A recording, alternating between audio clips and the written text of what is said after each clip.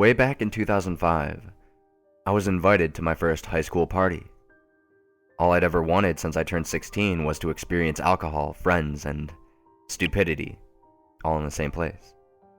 And after a long, boring year, I was finally able to. I arrived at the party with Paul at 8 and immediately got to drinking. We danced, laughed, and avoided vomiting, but after being there for a few hours or so, we began to get bored and realized that we hadn't been missing much at all over the past year.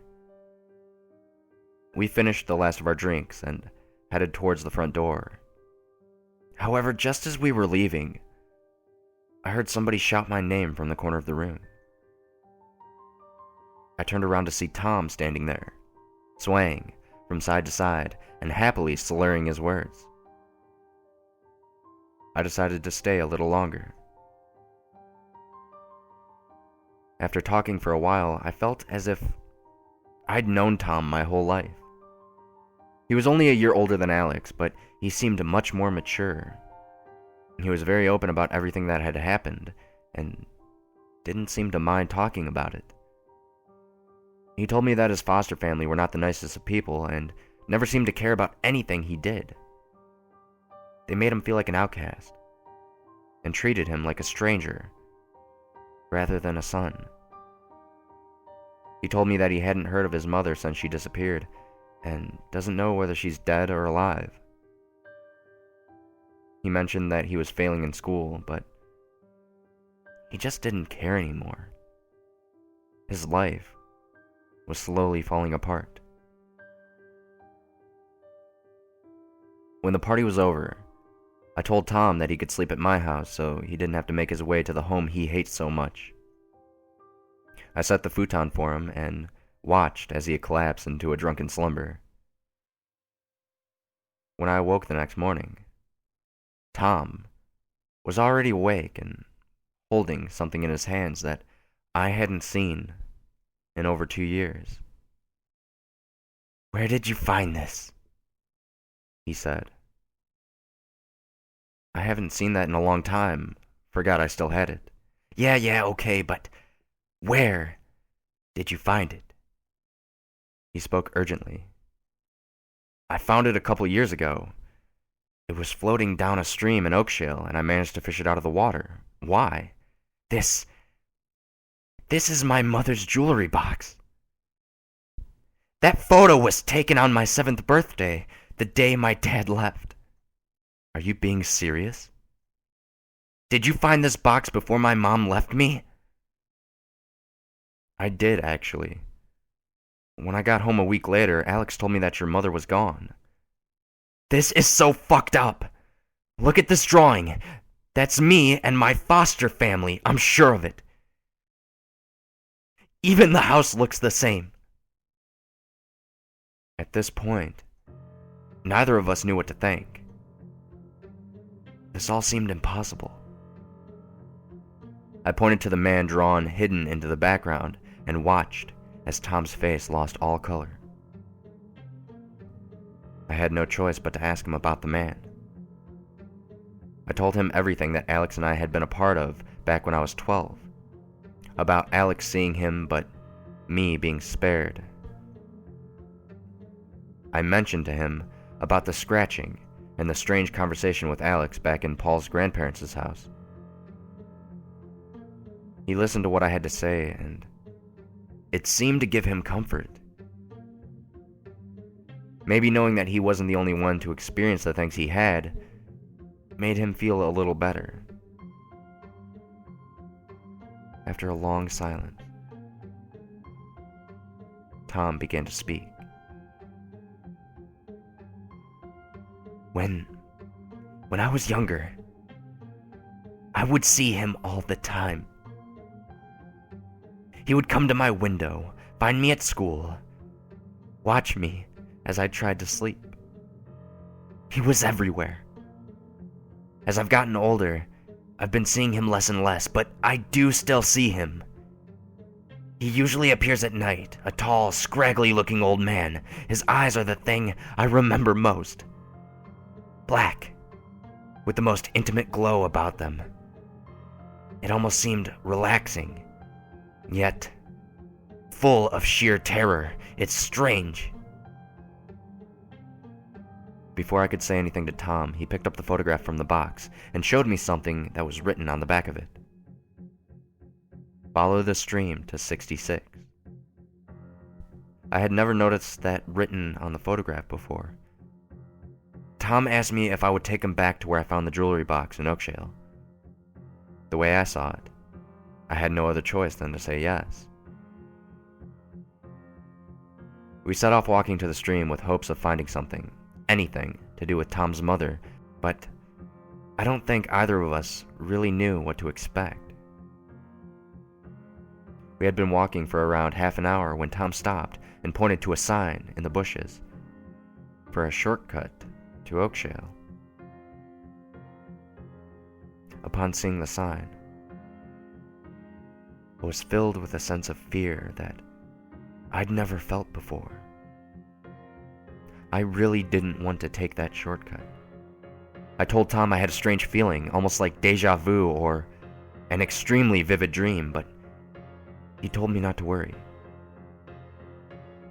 As we were nearing the sign, I noticed a white, spotted bow on the floor.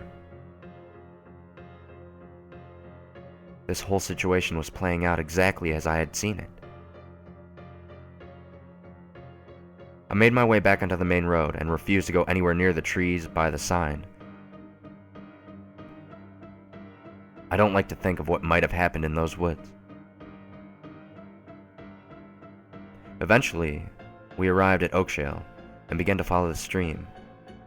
As we neared an old wooden bridge, Tom pointed to a small house on the opposite side of us. We headed towards the front door, but there didn't seem to be a house number anywhere.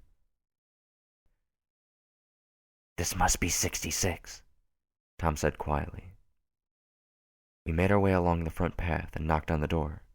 To this day, I still find it difficult to explain what happened when that door opened. Tom's mother answered the door and stared at the both of us.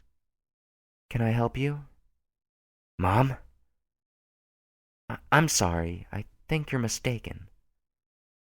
I stood silently as Tom exchanged words with the woman who was once his mother.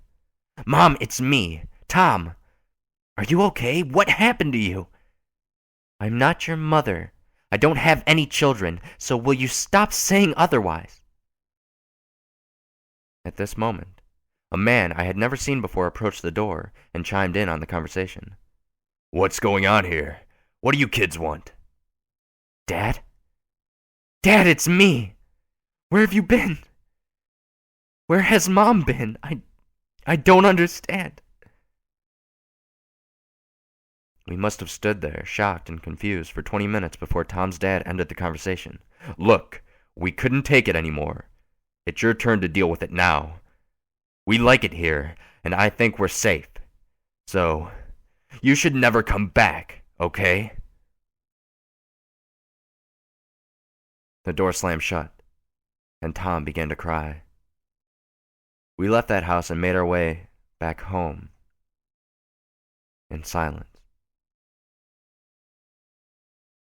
As we were heading back through the trees to reach the main road, I turned around to look at the house one last time.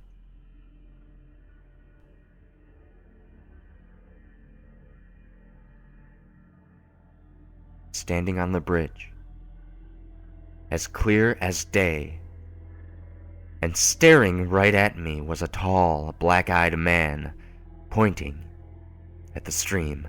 I tensed up, feeling sick and dizzy, but I didn't mention what I'd seen to Tom. That was the first time I'd seen my worst fear. I wish I could say it was the last.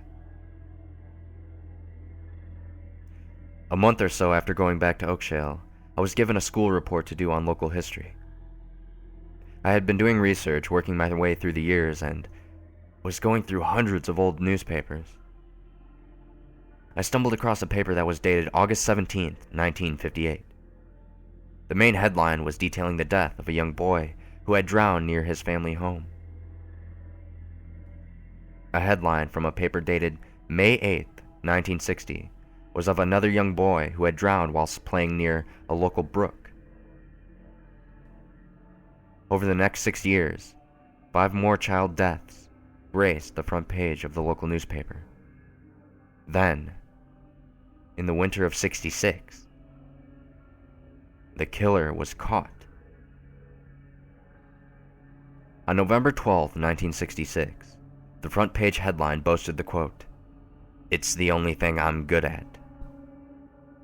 Solomon Wallace had killed 7 children over the course of 8 years and had finally been brought to justice. His final victim was 7-year-old Kimberly Matthews. She was lured away from her back garden where she was playing and had been drowned in the brook running along the back of her house on Kershaw Street, the same street that I live on. Her body was found nearby after an elderly woman noticed the white, spotted bow she often wore, tangled up in the weeds. During the final court hearing of the brutal killing spree, a disgruntled father of one of the children shot Solomon Wallace 3 times in the back. After being taken to the hospital and placed in the intensive care unit, his nurse returned to his room only to find out that it was empty. After weeks of intense searching, Solomon Wallace was never found. Most people believe that he died from the gunshot wounds. Some believe that he got away with it scot-free.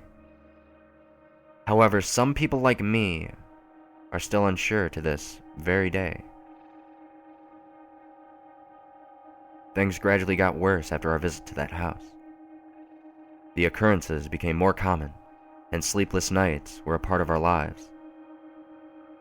But it wasn't until meeting Michael 3 years later that things would become worse than ever.